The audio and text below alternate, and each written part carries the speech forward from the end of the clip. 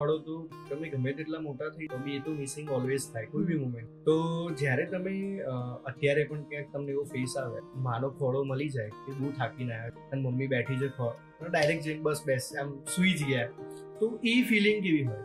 એને હું શબ્દોમાં વર્ણવી બી નહીં શકું, કારણ કે that is the best filling in the world, the best. અને હાલની તારીખમાં મને આદત છે, આઈ એમ નોટ કિડિંગ, કે હું સવારે જેવી ઉઠું અને નીચે જઉં એટલે સૌથી પહેલા બીજું બધું જ કર્યા વગર હું જઈને મારી મમ્મીને હગ કરીશ સૌથી પહેલા. Even when I come home from shoot, સૌથી પહેલા પેલું ના હોય, પેલું મમ્મી ક્યાં છે, પપ્પા બિચારા બેઠા હોય તો બી મમ્મી ક્યાં ગઈ, બહાર છે, ક્યાં છે, એટલે સીધું પહેલો જ આખા ઘરમાં મમ્મીને શોધવાનું શરૂ થઈ જાય. બહુ જ થાકેલી હોઉં ને ત્યારે તો હું હાલની તારીખમાં એવું ઘણી બધી વાર થાય છે કે મને ઊંઘ ના આવતી હોય, બેચેની હોય, આ તે, તો હું રાતના અડધી રાત્રે મારી મમ્મીને ફોન કરું, ને સામેના રૂમમાં જઈને પણ ફોન કરું કે મમ્મી ઊંઘ નથી આવતી આવીને, તો મમ્મી મને માથે હાથ ફેરવીને હાલની તારીખમાં સુવડાવે છે.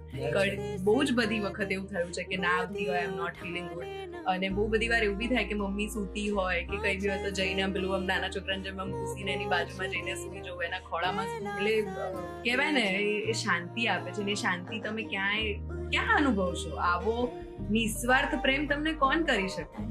માં જેવો પ્રેમ કોઈની તાકાત જ નથી કે તમને માં જેવો પ્રેમ કોઈ કરી શકે. એટલે જ એમ જીવનમાં મારું બધું જ એવું છે કે ભગવાન એન્ડ માય ફેમિલી, એમ કે આ બે જ વ્યક્તિ મને ખ્યાલ છે નિસ્વાર્થ પ્રેમ મને કરે છે, કે બધા તો સ્વાર્થી લોકો હોય છે.